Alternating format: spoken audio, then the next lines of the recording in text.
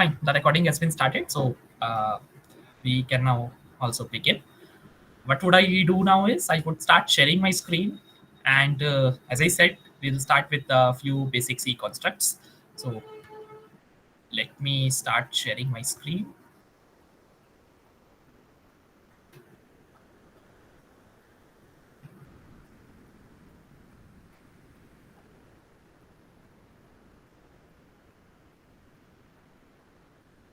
I hope my screen should be visible by now. I Yes, would sir. navigate to yeah, thanks. I would navigate to Replit. This is an ID, an online ID that we are using for this course, but of course, you can use any ID of your own choice. There are quite many online IDs if you don't have the local compiler, so you can work with any of those. Maybe what you can do is you can simply type online C compiler, and you will get plenty of options here. One from Programmers, one from GDB. Any one of them is something that you can use. So I'm for now working with Replit. So I would create a new project. A new REPL is what you call it in Replit, and the project template is going to be C. We are working with C here, and I can name it anything. So I could say revision series.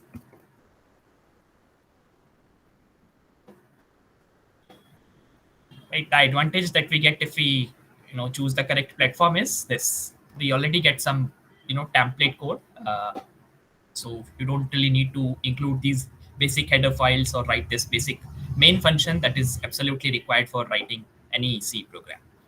So what we can do is we can start writing our logic right away without really worrying about the template things, uh, these things, library and all. So all right, for now, if I just try to write this program or try to execute this program, what I could do is I could click on this run button, or there is a shortcut from the keyboard. Pressing Control plus Enter would do the same. So doing this, I would get this hello world printed on my screen on my console, and this is what this program does, and that's all. So today, as I said, we are going to work with a few operators. So before we start with operators, I would just like to let you know that what all types of operators exist in C programming. So I could do is I could open any web page. Uh, okay, so you could go to any of these. For example, I could go to this page given by programmers.com, but you could refer to any other thing as well. But make sure that what you are referring to is a legit thing. So the very first set of operators that we will be looking at in today's session, they are going to be arithmetic operators. Arithmetic operators are the same type of operators that we use in a classic mathematics. So you get this addition operator, you get this minus or what you call as subtraction. You get multiplication, which is denoted or represented using this asterisk symbol and not by that X, just like we do it in maths. Then we have this division symbol, and we have this remainder operator as well. We also call it modulo division operator. So we'll see how each of this operator works. Apart from that, we also have a few other set of operators. For example, these increment, decrement, assignment operators, relational operators, logical operators, bitwise operators. So these are all kind of operators that C programming language has. So as I said, the emphasis in the today's session is going to be on arithmetic operators, and there are mainly four arithmetic operators that we have. I'll just add those arithmetic operators here on the top. So this is how you add comments in your C program by writing these double forward slashes. So what happens when you add comments in your C program is the compiler simply ignores whatever you write afterwards. But if I try to write this A and try to execute my program, then it is going to give me an error. See that it is Hello. not able to recognize what this A is. And if I remove this, I have added this A, but it is after the comments. If I click on run, the program would run smoothly. By the way, did Hello. someone say anything? Huh. Yeah, it is a stream live there in YouTube. No, it is not. I tried initiating the live streaming, but it got interrupted in between. So I have initiated the local recording. Once the session gets over, we will get it uploaded to the YouTube. Okay, it will be better to. Okay, thank you. All right, so I'll just write down all the arithmetic operators that we have. What I could do is I could even use multi-line comments here.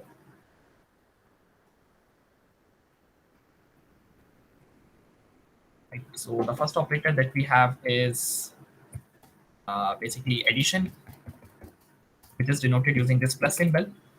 Then we have subtraction. It is denoted with this hyphen itself. Then we have multiplication. We have division. We also have modulo division. I would mention in bracket that this is also known as remainder operator. So this is denoted using this ampersand, this percentage symbol. Division is this forward slash, multiplication is this asterisk, subtraction might be confusing, so I'll just put it inside brackets.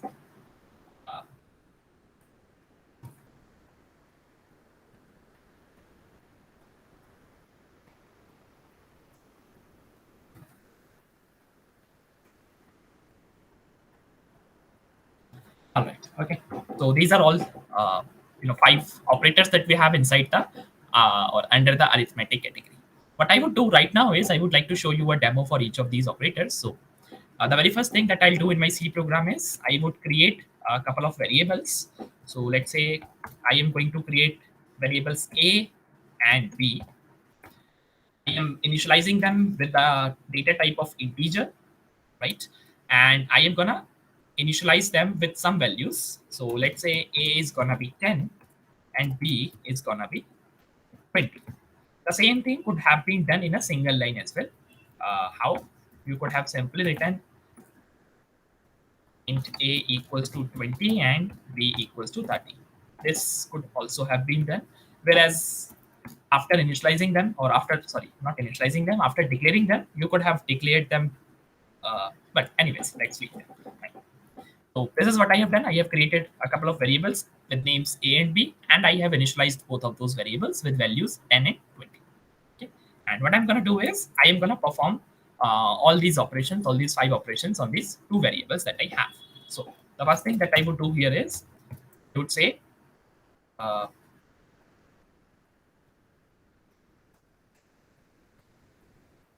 addition. I would put a semicolon here.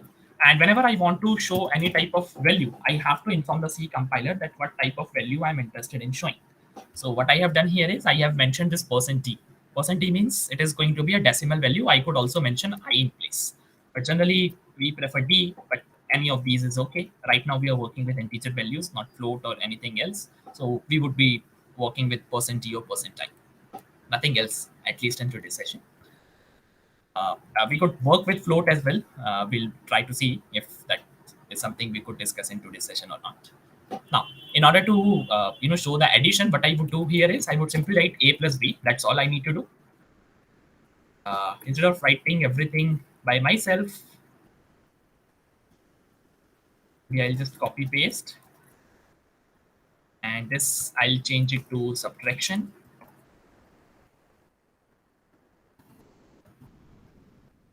This, I'll change it to multiplication. This, I'll change to division. And this, I'll change to modulo division. And I'll also change the operators. So this is going to be division, this is going to be multiplication, and this is going to be subtraction operator. And that's all. I would remove this printf as of now. Okay. So what I have done is, again, I would like to repeat. I have declared 2 variables first, A and B. I have initialized them with the values 10 and 20 respectively. And from line number 17 and still from 17 till 21, I am trying to show you the 5 basic arithmetic operations that we have in C programming language. Those are addition, subtraction, multiplication, division, and modulo division. So this should be modulo. So if I click on run, I hope you all would be able to guess the outputs. So, okay, let me do one thing. I'll add this \n so that it gives the result in a new line every time. All right, so addition of 10 and 20 is 30. I hope this is clear. The subtraction of 10 and 20. So remember the A is 10, B is 20, and we are doing A minus B. So 10 minus 20 is minus 10. Whereas if we had done 20 minus 10, the output would have been 10 in that case. Right now it is minus 10. Okay. Multiplication of 10 and 20 or 20 or 10, it is going to remain the same. The order of variables does not matter here. So 200 is what you will get. Division. So if you divide 10 by 20, right? So what you're doing is you're dividing 10 by 20. So that's why you are getting the output as 0. But if you would have done 20 divided by 10, you would have gotten 2 as the output. Now coming on to modulo division operator, what you have done is 10 divided by 20.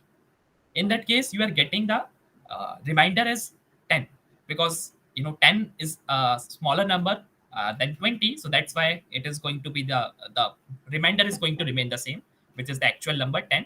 Whereas if we had done 20 modulo division 10, the remainder would have been 0 in that case. Let me try showing you that too. So if I just reverse these variables here, B and A, and the same thing here for division, B and A. So you would see that the output for division as well as modulo division would change. Right, so division this time is now coming to be 2 because you are doing 20 divided by 10. So 10 times 2 is 20. Whereas modulo division has now turned into 0 because if you try to divide 20 by 10, as you know, the quotient is going to be 2 and there is going to be no remainder. Remainder is 0. So the orders or the order of variables or the order of operands does matter in case of certain operators. Those operators include subtraction, division, and modulo division. In addition and multiplication, the order of operands is not going to matter much. Okay, so these are the 5 basic operators. All right. So what I would do now is I would just comment these out, and now we are going to discuss about expressions. How do we form expressions in C programming language? So expressions are formed by using multiple operators in a single statement. How do I do that? So I already have created a couple of variables on the top of my program. What I would do right now is I would create another variable. Okay. Let's say C, and I am initializing it with a value of 0. Okay. And I am going to assign something to this C variable. It is going to be a long expression. So I would just type something randomly here. Let's say 4 divided by 6 multiply 9 plus 8 minus 4 and again multiply 2.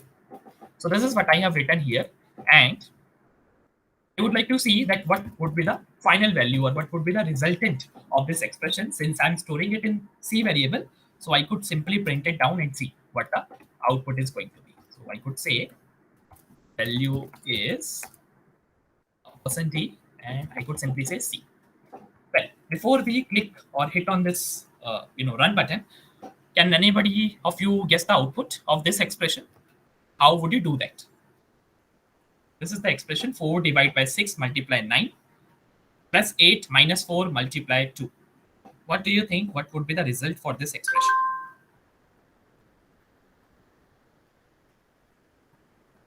Any guesses?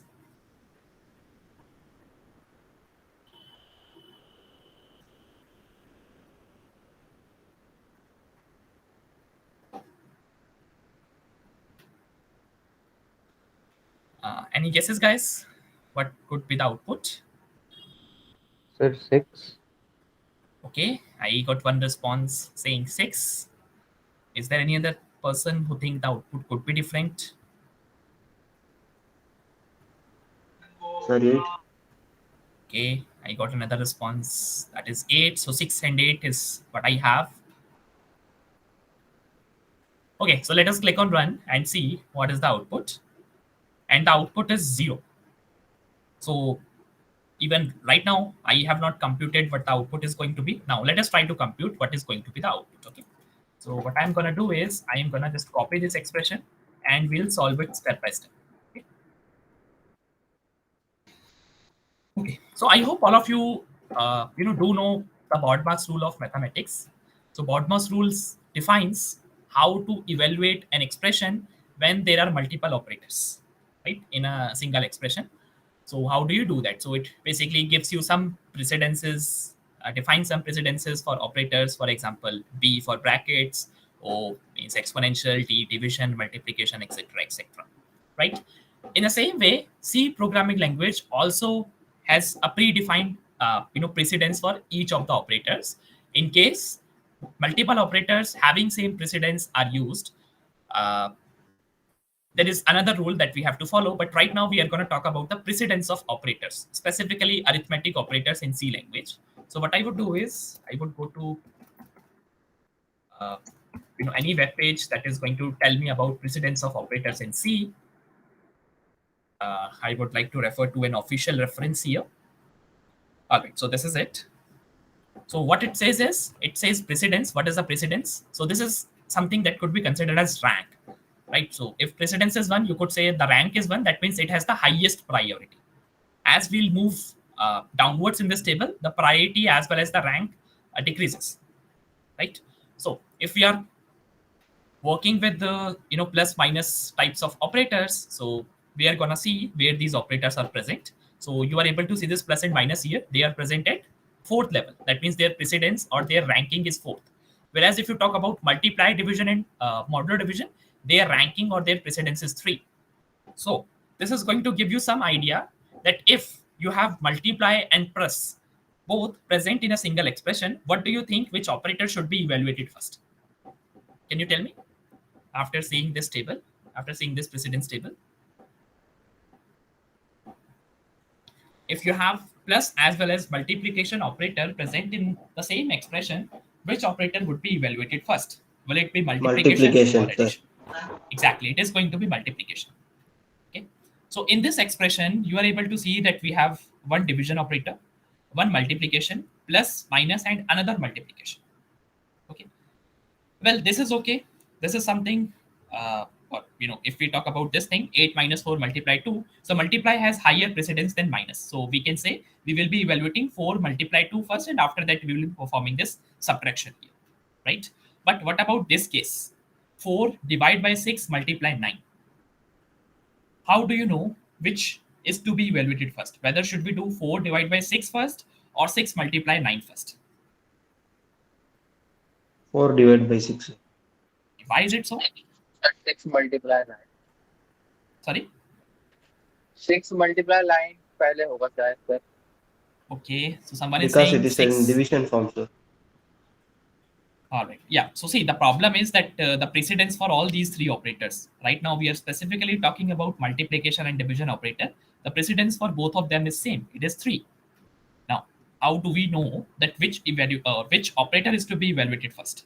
So when such kind of situation arises, when an expression makes use of multiple operators having same precedence, we follow another rule that is known as associativity, that is given here in the last column, in the 4th column of this table. So associativity says that if you have multiple operators having same precedence in the same expression, what you should do is you should evaluate the expression based on the associativity. So you see that the associativity for these operators is left to right. So what we should do here is we should start evaluating this expression from left to right. That means whatever is given on the leftmost side is something that you need to evaluate first. So according to that, we have to evaluate this division operator first before we evaluate this multiplication operator. So what I would do here is I am going to evaluate the division operator. So can you tell me what will be the output if I say 4 divided by 6? 0, sir. It is going to be 0. So 4 divided by 6 has now been replaced with 0. I would type the entire expression as it is afterwards. So it is going to be 0 multiply 9 plus 8 minus 4 multiply 2. Please let me know in case I am making a typo. It is quite probable. Now we are done. Now let's see what we need to evaluate next. So 0 multiply 9 plus 8 and 8 minus 4 multiply 2. Now we have plus, minus, and multiplication operators. So multiplication operators clearly have higher precedence than addition and subtraction. So we will be evaluating all the multiplication operators here. So firstly, we are going to do 0 multiply 9. So what is 0 multiply 9? It is going to be 0.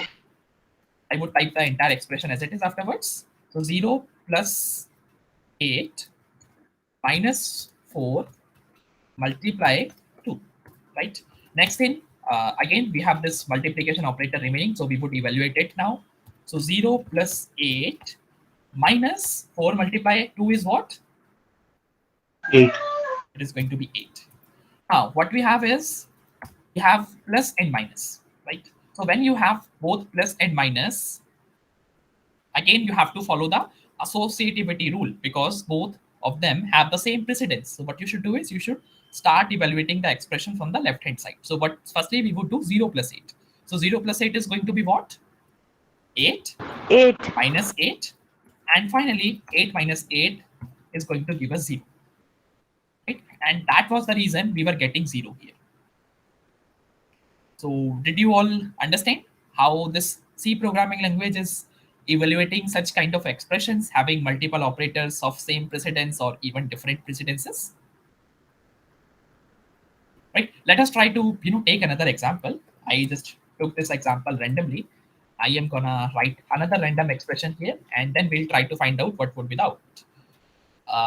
So 7 multiply 4 divide by 5 minus 8 plus 6 multiply 2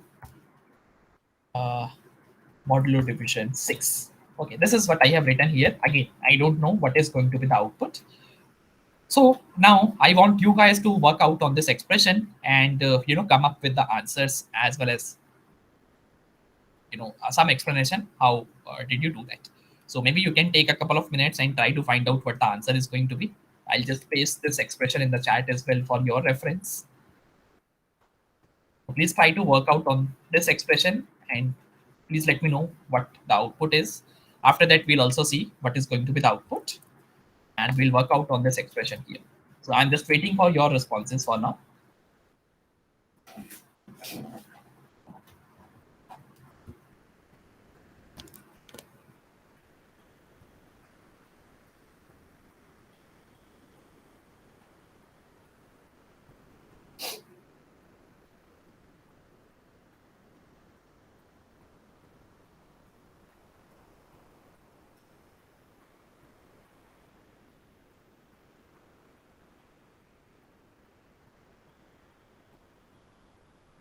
Sir, -2, sir.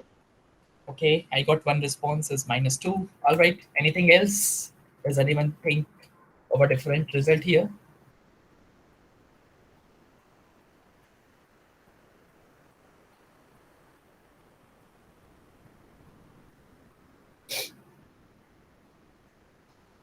Okay, someone says -3.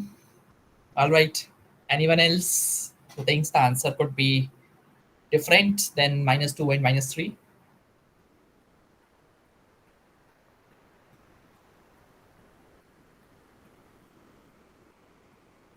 Okay, I got -1 as well. All right, so we have gotten a variety of responses here, -1, 2, as well as 3. 3.6, sir. Okay, see, we are working with integer variables, so the answer won't come in decimal. If your answer is -3.6, then it is going to be treated as -3 only.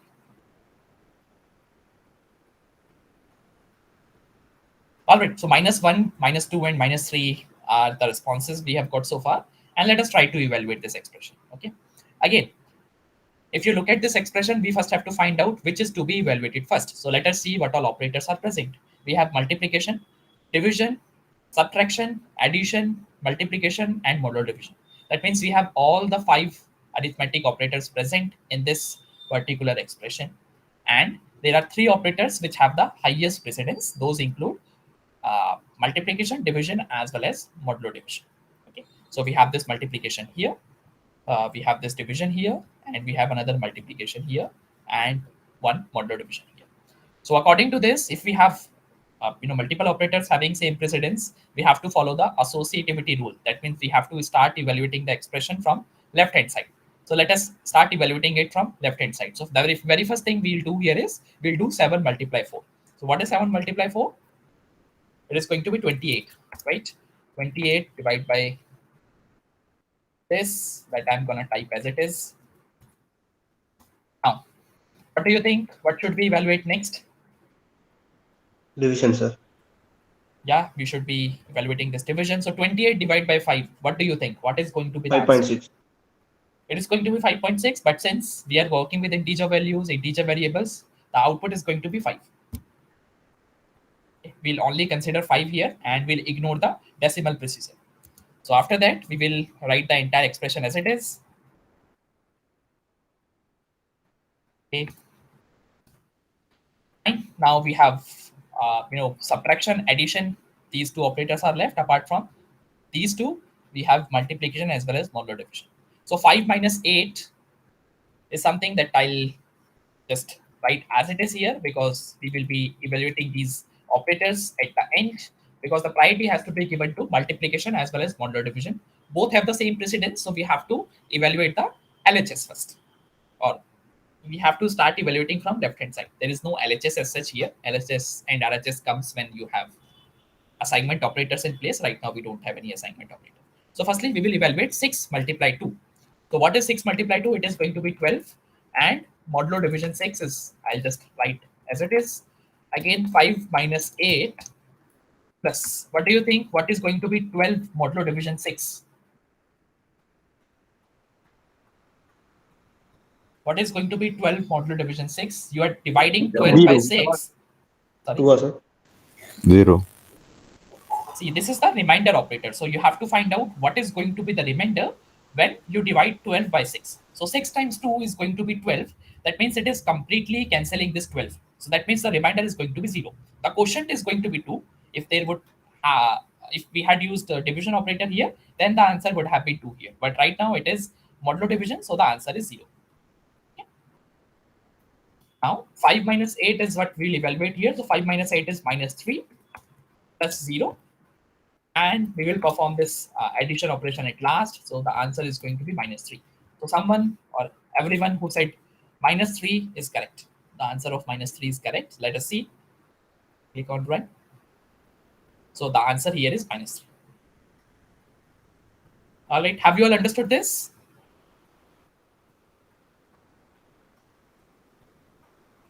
Yes, sir. Okay. Any issues with these two expressions? Anyone?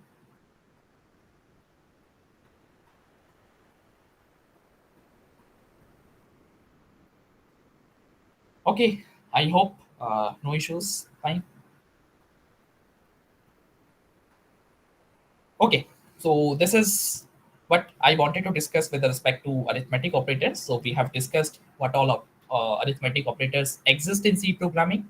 We also discussed about the precedences of each of those operators. And if an expression makes use of multiple operators having same precedence, what is the rule that you must follow? That is the associativity rule. At least for assignment operator or arithmetic operators, the rule says that you have to evaluate the expression left to right. Right. So if you are working with arithmetic operators alone, you can blindly start evaluating the expression from left to right when there are multiple operators with same precedence. Okay. There are a few operators which have different associativity. For example, these operators like post increment, pre increment, etc. Apart from that, most of the operators have left to right precedence. Of course, the assignment operator has right to left precedence because you have to evaluate the right hand side first, and then you have to find out what should be assigned to left hand side expression. Just give me a minute.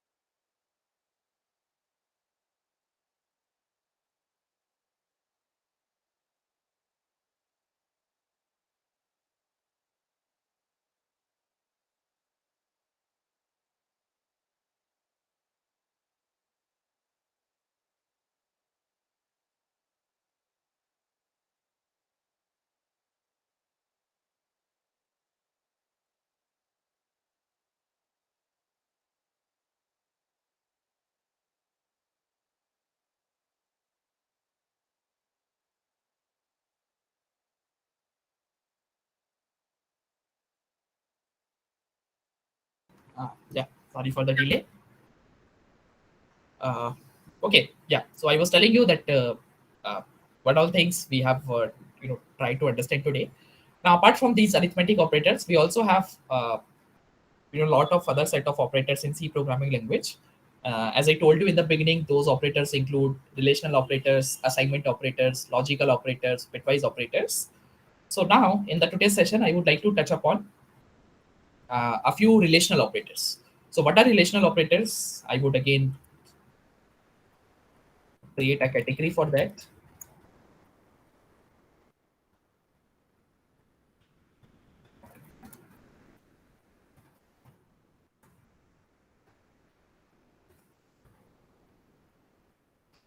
There are a few relational operators. So firstly, we have less than. You denote less than using this symbol. Then we have greater than. You denote it using this. Just like less than, we also have less than equals to. And just like greater than, we also have greater than equals to. We have greater than equals to. And yeah, these are probably the relational operators. Apart from that, we can see what all operators we have. So I'll open the same web page that we visited before.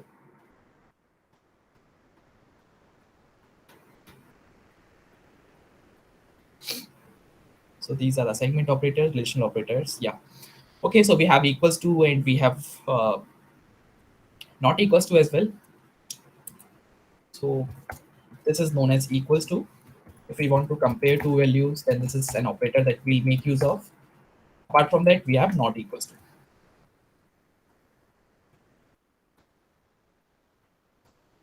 This is denoted using this exclamation mark, binded with this equals operator. Okay, not actually equals operator, just this equals to sign. Okay. So how do we work with the such kind of operators? Let us see. So I would like to show you the working for each of those operators. So what I'm gonna do is I'm gonna again make use of some printf statements here, and I'm gonna say less than operator result. And as I said, we are gonna work with integer values to the extent possible in today's session. I would write something here that we'll see what has to be written, but I'll just copy this and we'll see what all expressions we need for 4, 5, and 6. So we have 6 operators. So I have written 6 printf statements here. I would change them to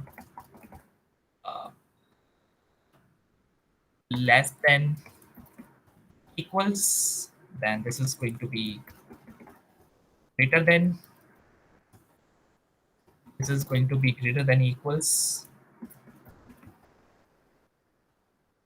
This is going to be equals operator. I can remove n from there.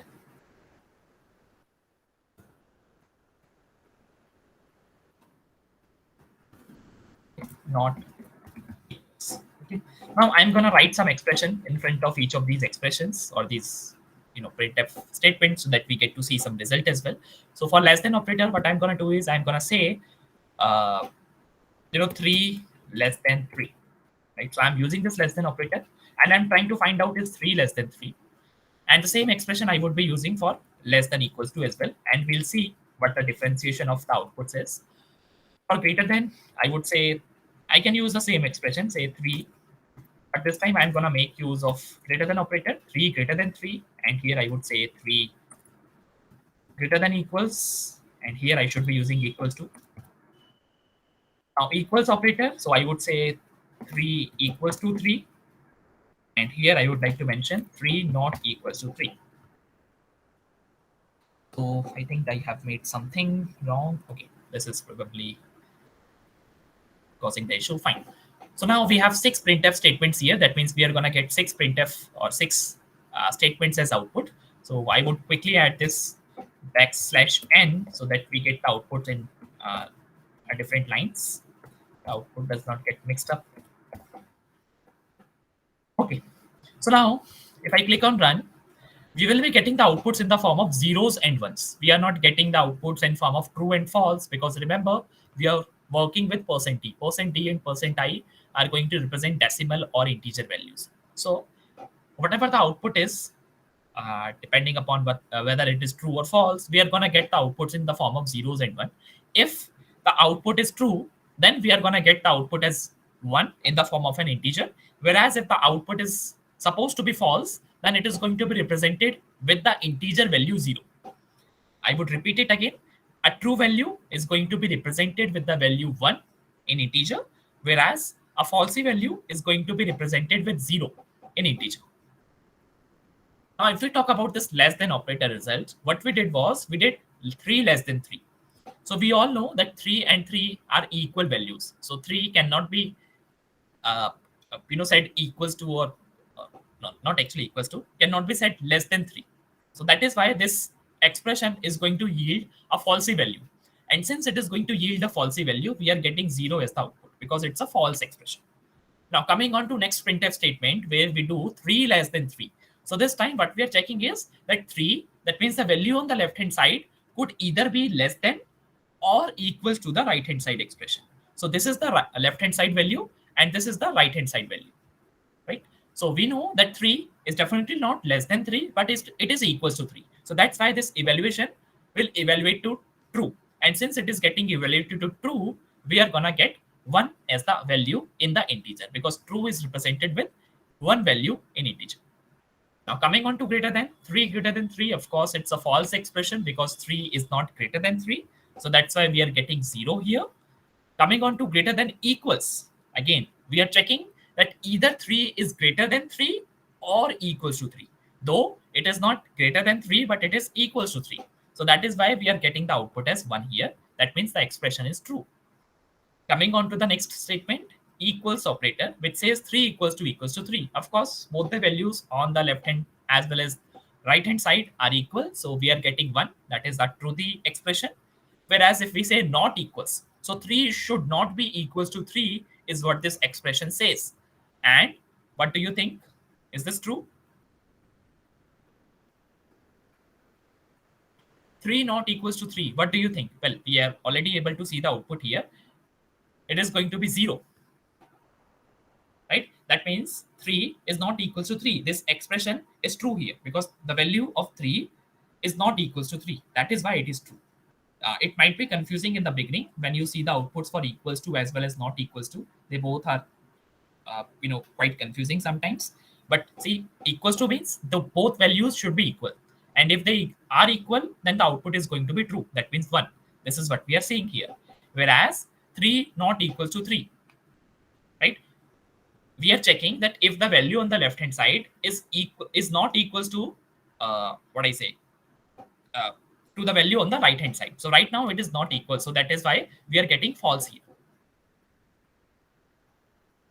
Okay. So these are all the 6 operators that we have in the relational operators category for C programming language. Are you all able to understand how do you use these operators, relational operators in C? Yes, sir. Okay, fine. So, okay. So this is the next category. All right. So I would like to keep the next set of operators. Those include, assignment operators. Well, it is not going to take a lot of time because we are working with assignment operators quite a lot, even writing these simple programs. You see, we are using this assignment operator here, assignment operator here. So that is not going to take a lot of time. So in the next session, we are going to work with basically bitwise operators and the logical operators. So these are next 2 set of operators that we are going to look at in the next session. Right now, this is something that I wanted to cover in the today's session. Please let me know if you have any questions.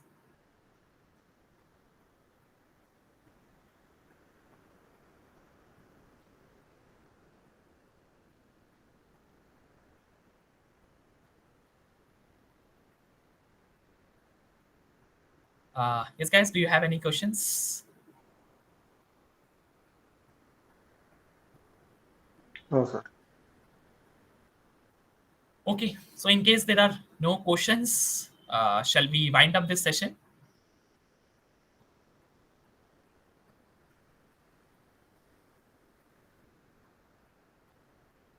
first week of graded assignments for revision. First week of, okay, yeah, sure, we can discuss.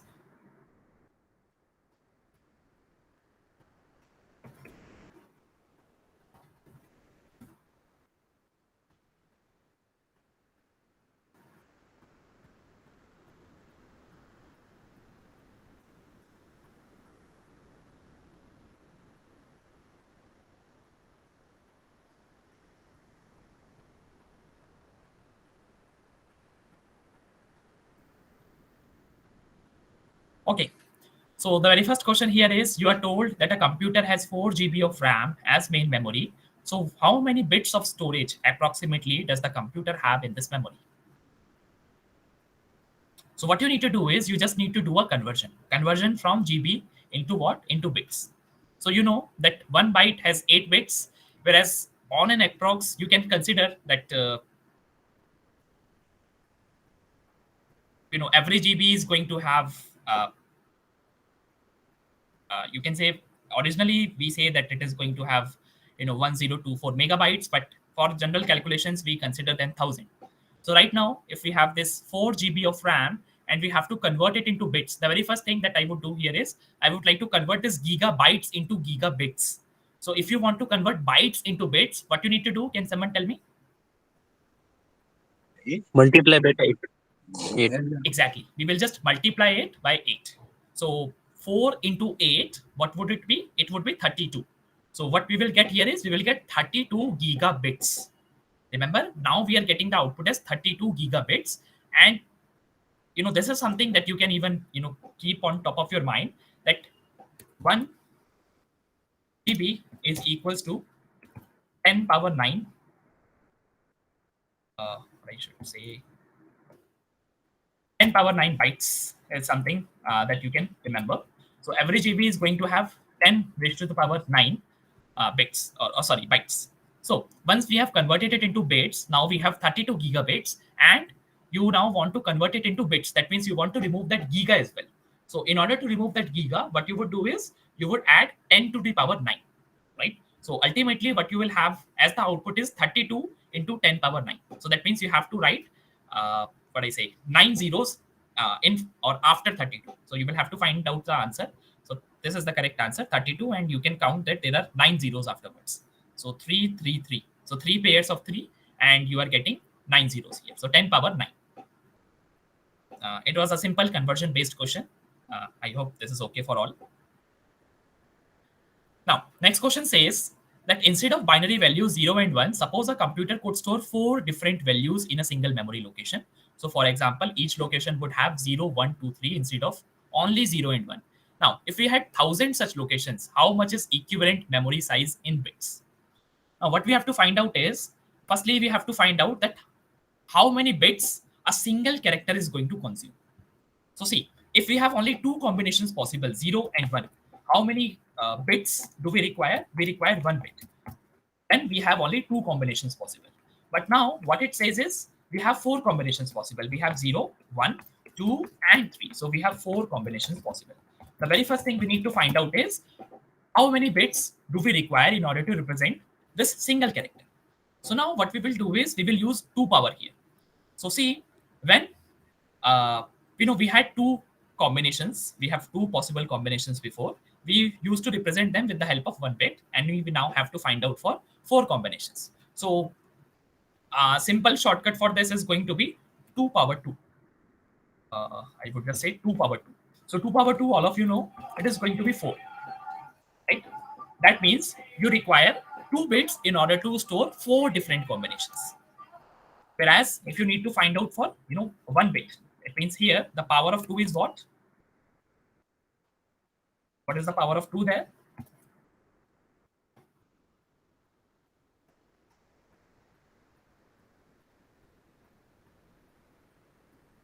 Can anybody answer? 2 power 1. So it is going to be 2. Okay.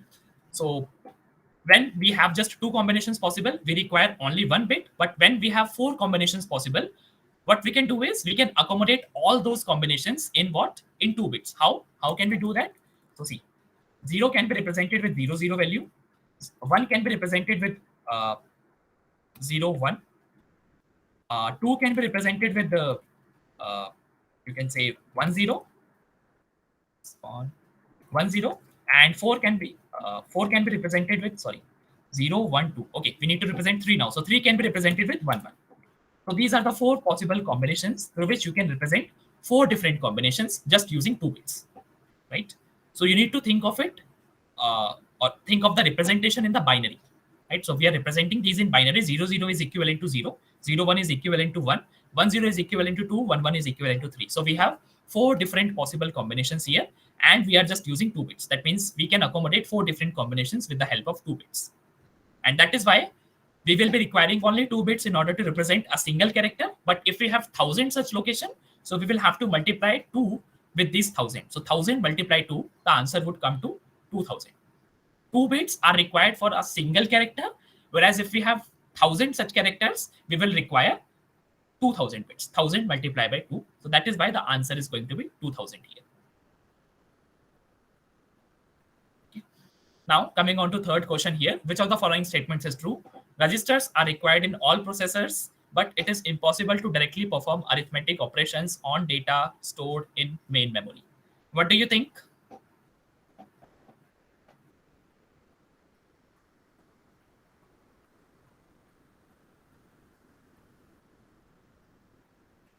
What do you think? What is going to be the output? Oh, sorry, not the output here. I mean, what is going to be the result? Is the statement true or false? I hope I am audible to all. Yeah, false. Okay, this is going to be a false statement. Does anyone has a different opinion here?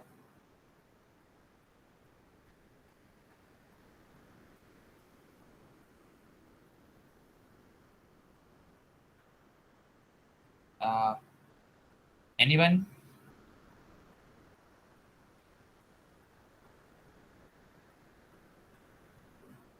Okay, all right.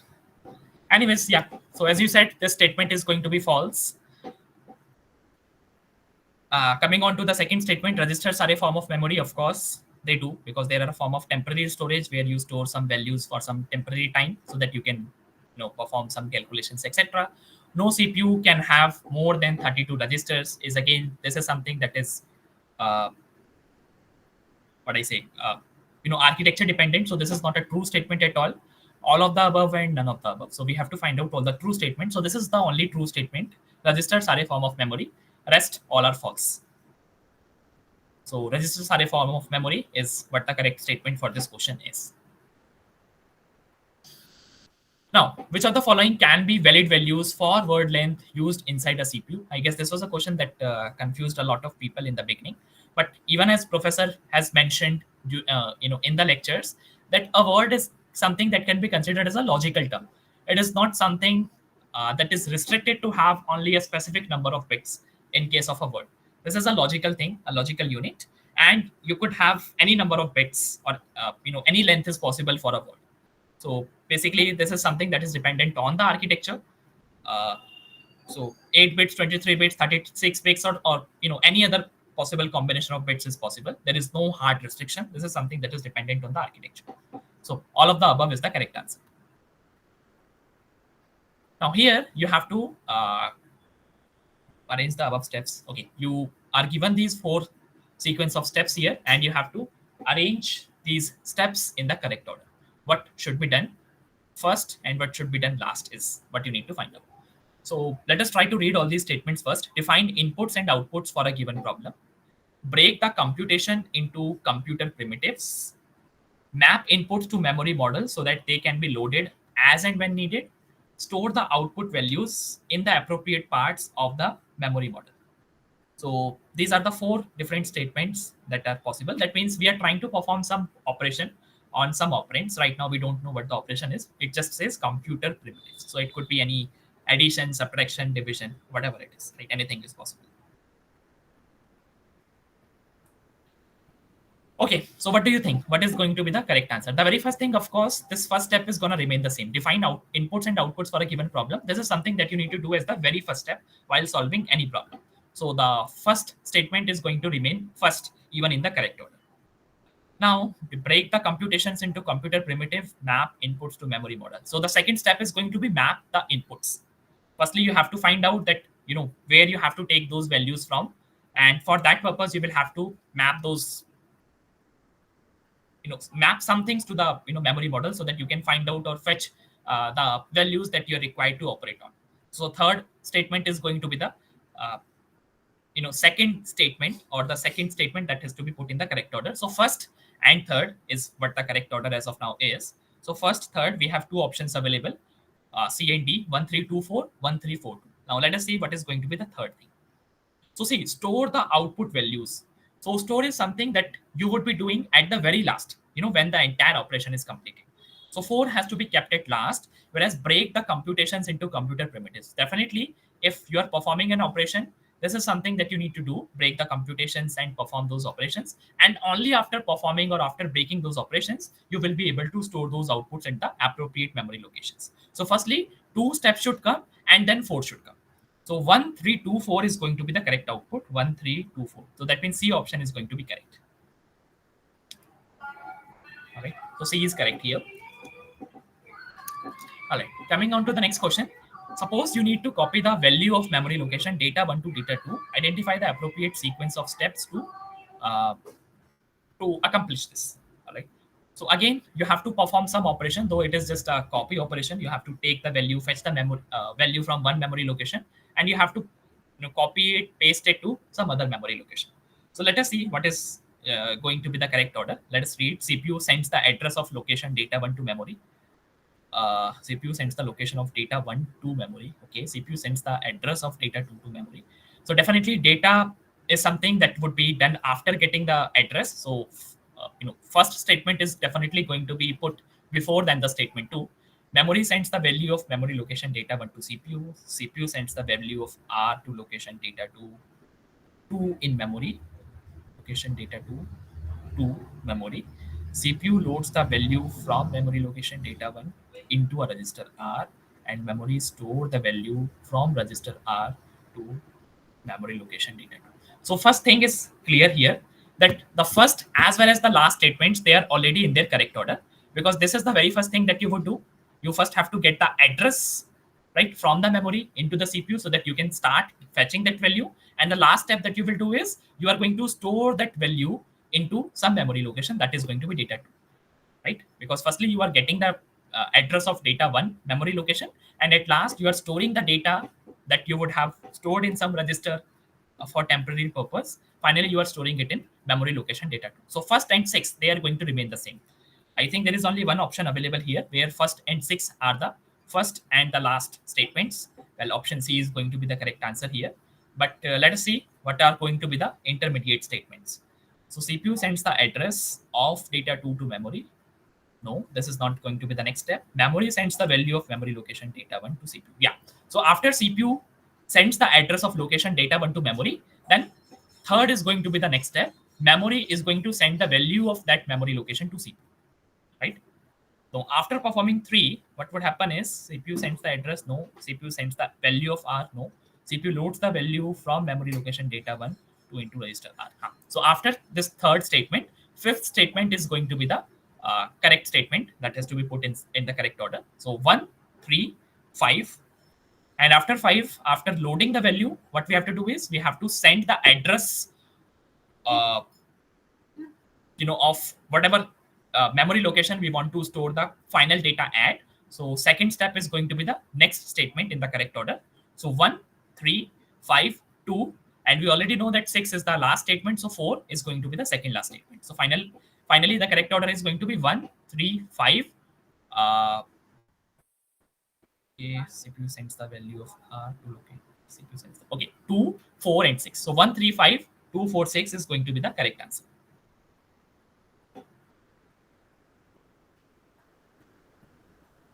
Is this okay to all?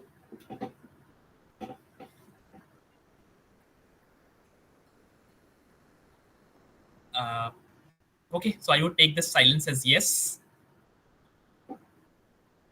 Okay, now what we have or what we are given here is we are given an expression here or an equation in order to calculate the surface area for a cylinder.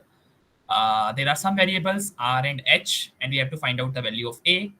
So there are some algorithm or algorithmic steps that are given here, and one step is missing here. We have to find out what should be that step. So we have to find out what should be that step based on the formula given here on the top.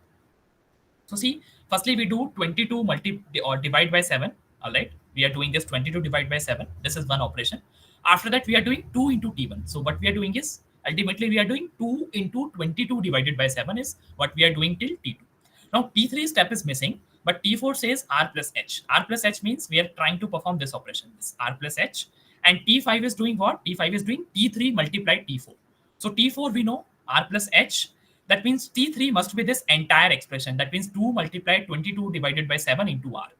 And we know that 2 into 22 divided by 7 is already stored in T2. That means in order to find out T3, what we need to do is we just need to multiply T2 by R. Because this entire expression is already formed, 2 into 22 by 7.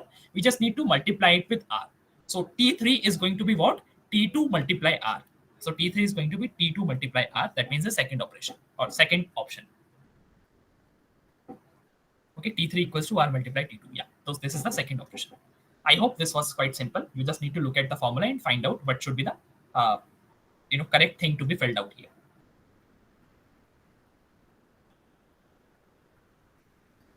Okay, so now consider a memory model where R and H are located at memory locations M1 and M2 respectively.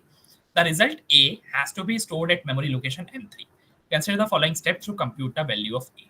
Now what we are given is, we are again given this formula and we are being said that this R and H are basically present at memory locations M1 and M2 respectively. And now again we have to fill some I would say empty steps here that are not given. So 22 by 7, okay, done. 2 into M4, that means we are doing 2 into 22 multiply 7. M1 plus M2, that means we are doing R plus H here. And M1 multiply by R6. Oh, sorry, M1 multiply by M6. So what is M1? Can someone tell me what is M1?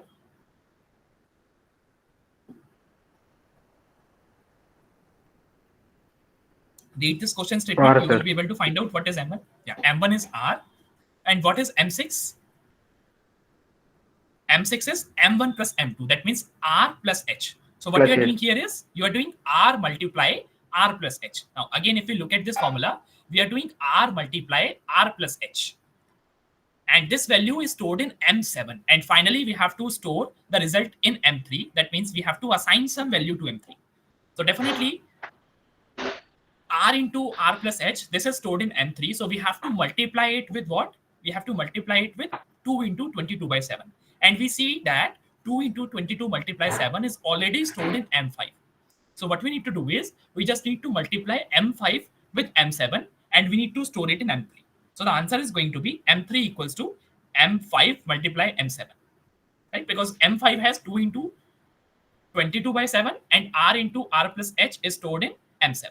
So we just need to multiply both these expressions together in order to get the final result. So M5 multiply M7 is what we need to do here. M5 and 7. Here it is. Oh, no. Fourth option it is, because we have to store the final result at memory location M3, and M3 is already given in options 2 and 4. So option 2 says 7 multiply 6. No, because we have to do 7 multiply 5, and this is being done in option 4. So option 4 is correct here. Right? M3 equals to M7 multiply M5. This is the correct option. Okay. So now consider the following sequence of algorithmic steps for computation using temporary storage T1 and T2. Now this is something that I want you to work on. I would like to skip this question rather as of now, because this would require you to use a pen and paper, and I would suggest or recommend all of you to do that. At least try this question once. In case you are having troubles in solving this question, we will discuss it in detail in the next session. But yeah, for now I will leave this question and suggest you to try it out on a pen and paper. That would be easier. So remember, you have to do some reverse engineering here, right? You are already given the value of T1 and you need to find out what should be the value of K, right? In order to get some output. After the execution of the above steps, the T1 is 4096 and the value of K is what? All right. So this is what you need to find out. You are already given the value of T1, the final value of T1, And if the final value of T1 is 4096, what do you think? What should be the value of K? The answer is already given here, but of course you can ignore this as of now. You should use pen and paper first, try to find out what you are getting. This is also something that I would want to leave onto you as of now, because this will also require you to use pen and paper, but I can probably just give you a gist of this question. So consider the problem to check whether a given year is a leap year or not. If the year is a leap year, print true, otherwise you have to print false. So these are the steps that are given to you. Okay. And you have to find out that which of these values are going to satisfy that, whether what did I say? Or I should say that which of these options is going to satisfy this algorithm, right? So if I just take the first operation or the first option into consideration, so what I'll do is x is 4, y is 200, and z is 100. So firstly, you will start with the year. You want to check for leap year. Let's call it year. Okay, fine. If the year is divisible by x, right? So that means whatever the year that you want to check whether it is a leap year or not, firstly, you are going to divide it by what? You are going to divide it by x. And if it is evenly divisible, that means if it is completely divisible, then you are going to go to step 3. Otherwise, you have to directly go to step 6. Okay. The second option says, let's not talk about second option. Let's say assume that this operation is going to pass. Let's look at the third statement. This says if the year is divisible evenly by y, again, if the year that you are taking as an example, if it is completely divisible by y, then you have to go to step 4. Otherwise, you have to directly jump to step 5. Now, the next statement says if the year is divisible evenly by z, that means the year should be completely divisible by z again here. The value given here is 100. So the gist of this question is you first have to look at the algorithm, that how do you find out whether a leap or a given year is a leap year or not. So there is a logic that you need to follow here, that the year should be completely divisible by 4, should not be completely divisible by 100, and should be completely divisible by 400. So these are some conditions that you need to check out. Write this logic on a pen and paper and find out which of these options are satisfying that logic. So this is again something that would require you to use a pen and paper.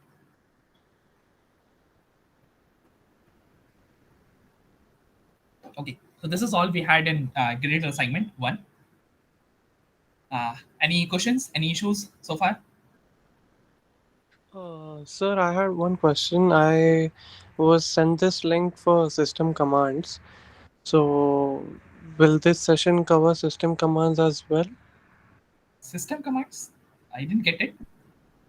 Sir, the course that I have elected was system commands, and I received a mail for OPP2. The link was shared by IIT Madras support group, and I thought that this would also cover system commands. So, will this session only be covering C programming, or will it also cover system commands? So see, this particular session is going to be purely based on C programming or C course. This is not going to discuss anything related to system commands. All right, sir. Thank you. So I'll just cross-check with them. There is going to be a different link for other courses. There are 3 other courses that are running in parallel. So there are going to be different meeting links for all other courses. But the link shared to me via mail was this, and I think there must have been a mix-up while sharing the link. I'll just cross-check. Probably yes. So you could probably look at the calendar.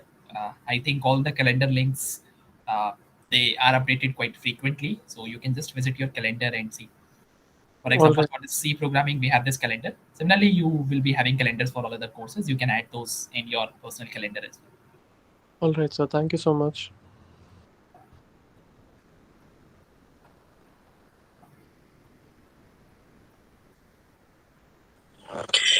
Yeah, so this was a good refresher, and since we are skipping some of the things that are time consuming, could we do the same for practice, time permitting?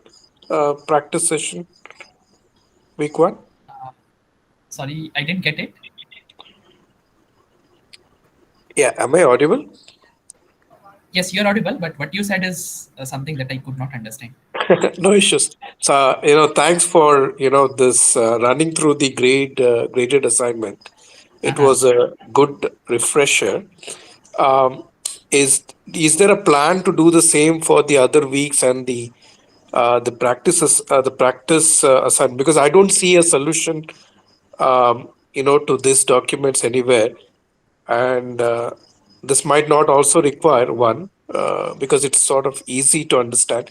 But it'll be good if you can walk us through the practice questions as well, if time permits.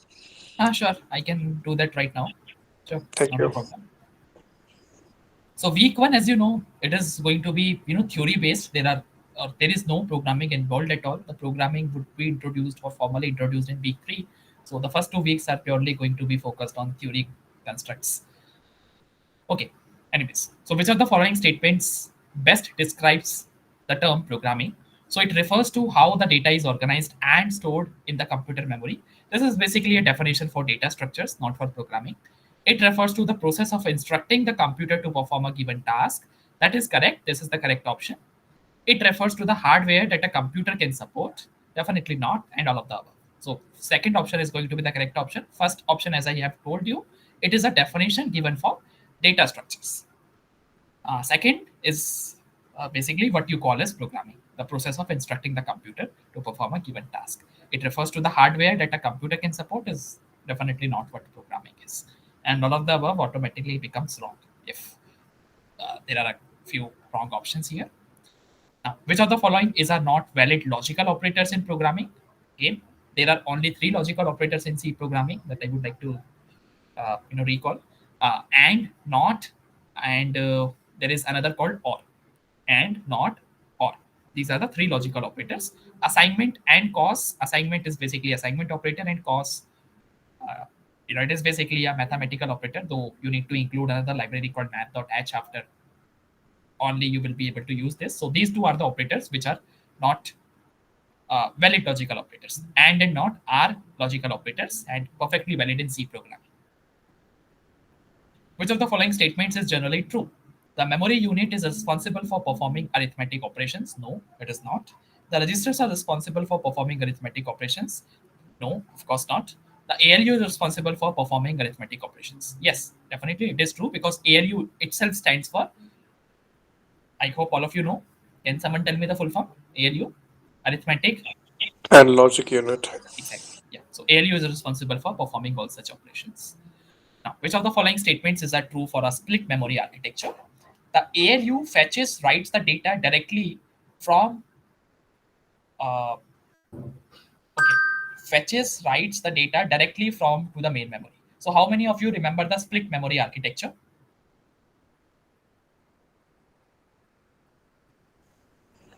Yeah, so there's a memory, there's a register, and there's an ALU, correct? There is an ALU, but in split memory architecture, what do we do? You first write into a register, and then the register speaks to the ALU. Correct, but what is the advantage of using split memory architecture? Faster. How is it faster? Because you're just working on what the data is there in the register. You don't have to look at what's in the memory. I might be wrong. See, the thing is, when you're trying to directly fetch the instructions or even the data from the memory, it is going to consume a lot of time. Right? So instead, what we do is we store some temporary data in in something that is close to CPU, through which we can easily fetch the data from. Are you getting my point? So that you are reducing the time. Whatever you said was, of course, correct. But yeah, the thing is that you are trying to reduce the time. And for that, what we do is we introduce a small kind of memory. And from that memory, we do the transition from memory to register and register to memory. And then that memory, in turn, directly interacts with the other main memory that we have. So the ALU fetches, writes the data directly from the main memory. No, this is not correct, because we are trying to cut down this main memory, which is a big memory, into some memory that is easier to navigate, and of course smaller in size. So the first option is not a correct option. The input data is fetched from the main memory and is temporarily stored in the registers to perform computations. That is correct. The result of computations is temporarily stored in the registers until it is returned to the main memory. That is also correct. So these two are the correct options here.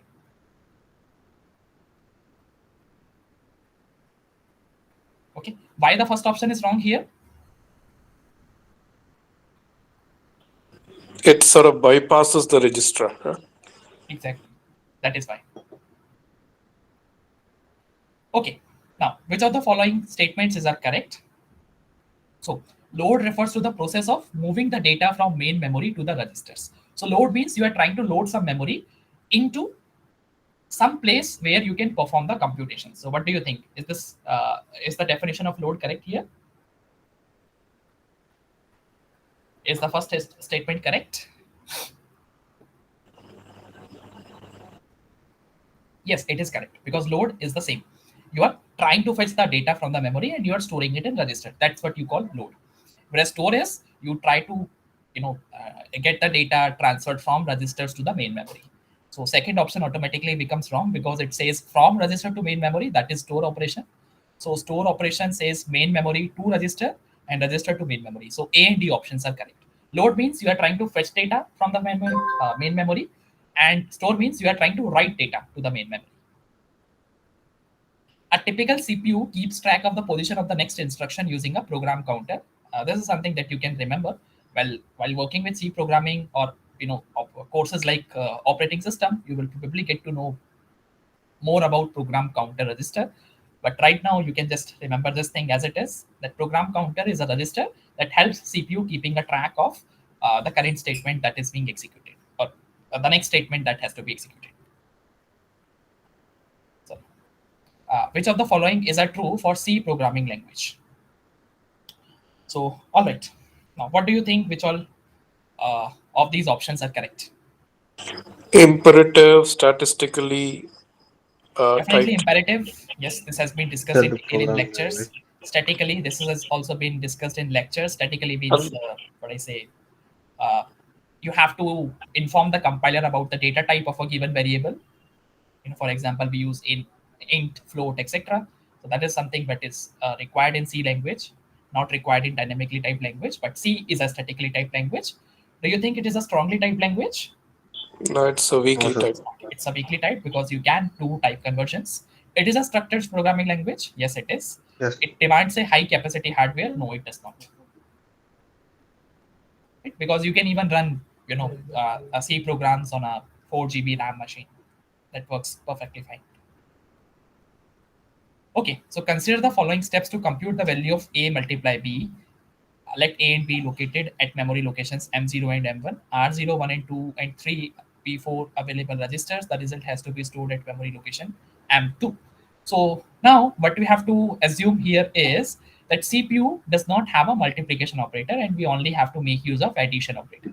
So this is something that we learn in elementary mathematics. If multiplication is not available, how do you perform multiplication? Of course, you have to repeat addition operations quite a many times, and that is how you will be able to get the final result.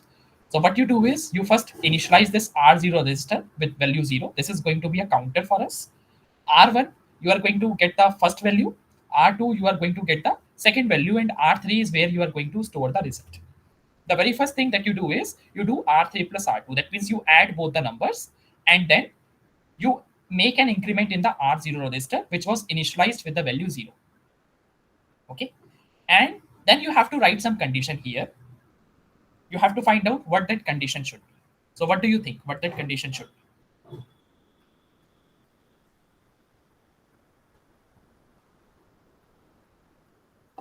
So see, since we are doing R3 plus R2, R3 has 0 and R2 has M1. That means we have to repeat this iteration or repeat these steps till the value of M0. M0 means till the value of R1. So till the value of R0 is less than R1, you have to keep repeating these steps. So R0 less than R1.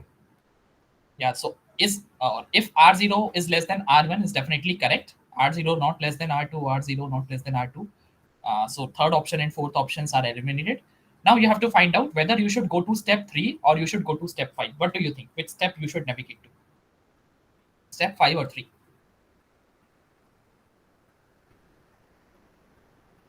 That is clear. You have to repeat these steps till R1 or R1 number of times. But where should you go next? Should you go to fifth statement or should you go to third statement? Step 3, because Are you sure? that is what gets incremented, right? At Until step 6, you are incrementing the value of R0. But at line number 7, you have to go to step 5. Because if you go to step 3, you are again initializing this R3 register with 0. So whatever previous value it had, it will be lost. And you don't want that to happen. Right? Suppose you have numbers 2 and 3. So what you do is, let's say you are adding 2 plus 0 and you have to repeat the step three times. So what's first you do? 2 plus 0. Now the R3 is storing 2. You increment R0 by 1. And then if you again go to R3 and you again make R3 0, that means you are again doing 0 plus 2. You are not doing 2 plus 2 anymore. You are doing 0 plus 2. doesn't make. What is the step 4? Step 4 is basically initializing. If I write a program for this, you are just creating a sum variable and you are initializing it with the value 0. The initialization should only happen once. Got it. Okay. So see, the value of this particular variable is already stored in R2. So you just have to keep adding that variable itself into that variable. Right? Because you are already repeating the same steps R1 number of times. So you don't have to worry about that the other number is not considered or the other number is not getting added. You are adding that because you are repeating the same steps that number of times.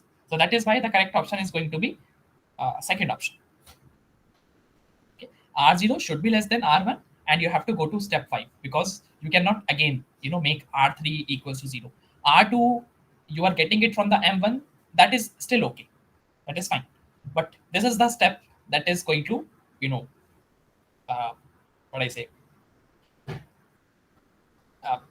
make the logic wrong for the program. So this step should not be repeated. I'm talking about step 4. All right. Now this question number 9, I think we had discussed it in, one other session. But anyways, suppose 2 devices, monitor and keyboard are mapped to memory location. No, let's skip. I don't think that we should repeat. So let's skip if it's already covered. Yeah, please. Okay, fine.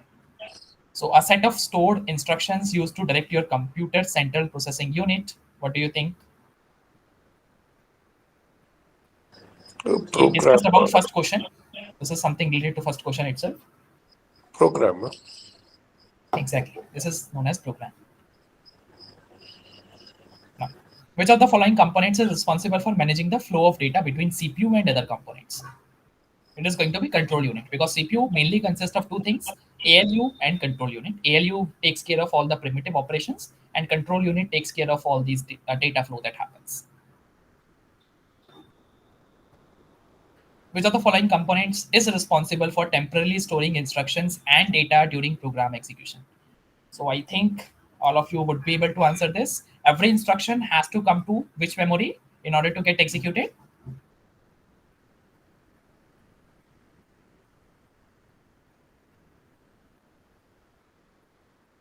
RAM. Right? Yeah, RAM. RAM is under execution. It has to be taken into the RAM so that it can get executed. Right? So RAM is the memory where you are going to have all the currently executed instructions. So which of the following are examples of input devices in a computer system architecture? I hope all of you would be able to answer that. Keyboard is an input device. What do you think? Is webcam an input device? Webcam? Yeah, it is. Of course it is. Mouse is also an input device. Printer, it is an output device. Speaker, it is an output device. Mic, what do you think? What is mic? Input. It is an input device because mic is used to say something.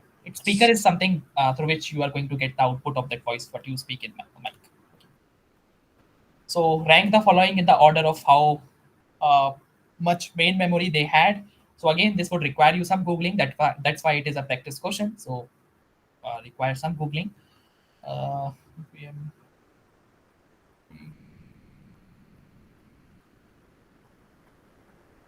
Okay, I even don't exactly remember, but I think Arduino Uno has the max. So 4. either third or fourth option is correct. You will have to find out which is the correct one.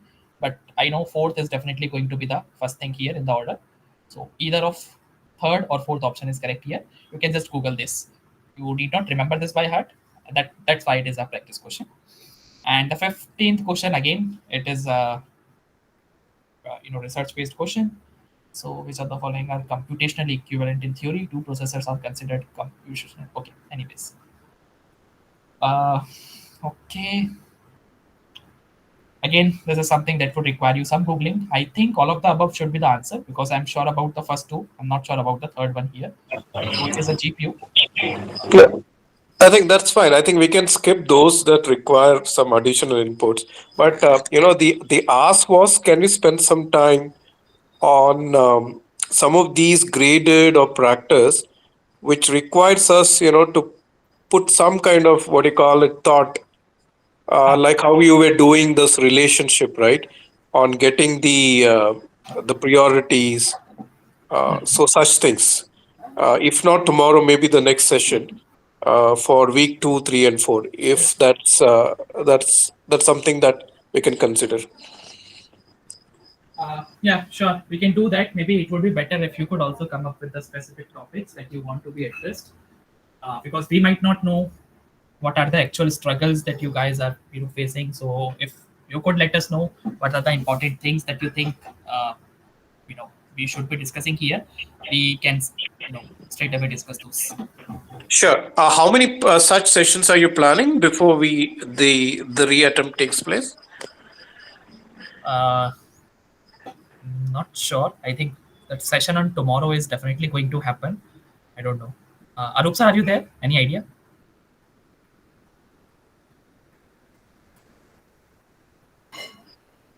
Okay, maybe we can take one at a time. Maybe for tomorrow, those week 2 graded assignment and practice, Yeah, Abhishek, yeah. Yeah. Okay. Sorry. Please go ahead. Yes, sir. Do you have any idea how many sessions we are gonna plan before the exam happens? I think tomorrow definitely will be there. Monday definitely will be there. So I think 27th is the thing. So before 27th, we'll get like one Monday and this Friday. I think we'll get. So 3 sessions you can take. I think 3 sessions. Okay. 2 or 3. Yeah, max 2 or 3. All right, fantastic. So since there are 3 and we have already done with week 1, maybe each session can look to the week 2, 3, and 4. And please consider running through the graded assignments and the practice, Okay, to start sure. So with. in the next session, then we'll do practice and graded for week 2. That Week is going to be tomorrow. Okay, 3 PM. excellent. Thank you. I mean, let's see if the others also feel there's a necessity to be on any specific. So let's be open to those suggestions as well. Yeah. Okay, I think very few learners have joined the today's session. I don't know what is going to be the case for tomorrow, but let us see. Yeah, in case we get any on-spot suggestions, maybe we can think about those and do whatever is required. Sure. That means a lot of people have cleared. That's excellent. Thanks, to all the help that we are getting. Okay, all right. Just to confirm, just what time is tomorrow so that we can. 3 p.m. I guess. 3 p.m. Saturday we have from 3 p.m. onwards. Fantastic. Okay, great. Probably we could end today if we are done. Okay, so today's what? I think it's going to be from 3 p.m. onwards. Yeah, so I'll stop the recording for the today's session and we'll get it uploaded to the YouTube.